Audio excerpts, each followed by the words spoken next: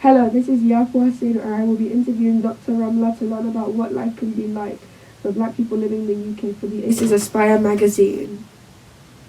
Hi, Attah. Hello. So, can you tell me a little bit about yourself? Okay, I am Ramla. As you know, I am a mother of two. I've been living in the UK for 22 years now. I moved here when I was about a little bit older than you, 14. And I have been living here since. I have built my family here. I've built a career here, and yeah, that's me. What was it like for you having to move here? So it was interesting. Obviously, I came here when I was as a teenager, and trying to settle at a teenage. You're going through that now, and I'm sure your mother will say the same. Teenage years are probably the toughest for parents and for kids as well, because you're trying to find yourself. So personally, just trying to fit in was a challenge. I came here with very short hair, very big googly glasses. I have a Ghanaian accent, and so you can imagine it wasn't very easy. I went to a small private school, and sometimes I would be the only. There were a few black people, but I was still, they were made in England. I was made in Africa, so there was always that difference. So it wasn't easy just trying to fit in as a teenager.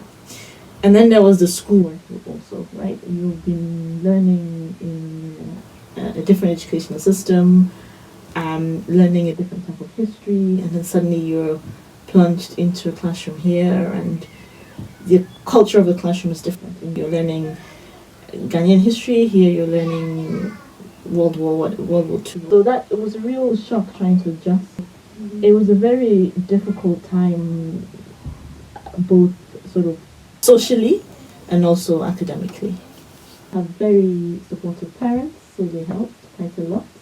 I was lucky enough to come across an organization which called the Organization for Young Africans, and their sort of what they exist for is exactly this, right? So they try and build sort of cultural confidence in young children, try and sort of push children to aspire academically. And so that really, those two things, my parents were incredibly supportive. I was lucky enough to find an organization which also was a great source of support. Okay. So yeah, that's been my journey so far. I can imagine that it was particularly hard for you having to move here at that age. The challenges that you faced in the past, do you feel that you've overcome them? Yes, I think there are always challenges. You overcome those, and then you face new challenges, especially as you go through work and so on. How did I overcome those challenges?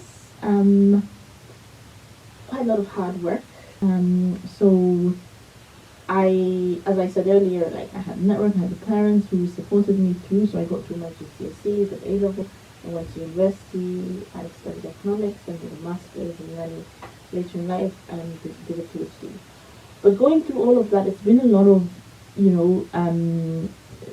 it's required a lot of sort of self-confidence, yeah? I've had to constantly say to myself and constantly pinch myself and say, okay, you can do it, you can do it, you can do it.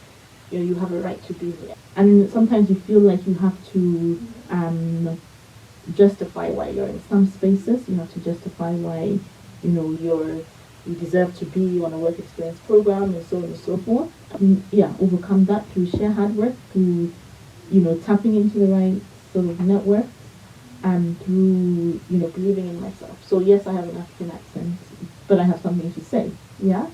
And now I'm in the workplace, there's a whole set of challenges there as well. So I would say that I am I've overcome challenges, but I'm also encountering a new set of challenges. Oh, okay.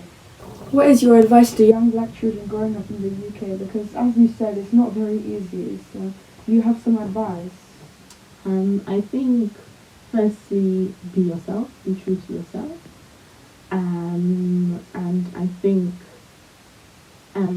always think that you deserve to be there. You deserve to be in that space. You deserve to be in that classroom. You deserve to have that job. So I think I found that a lot of self-belief, a lot of, being true to yourself is also about being comfortable with who you are, where you're from, especially.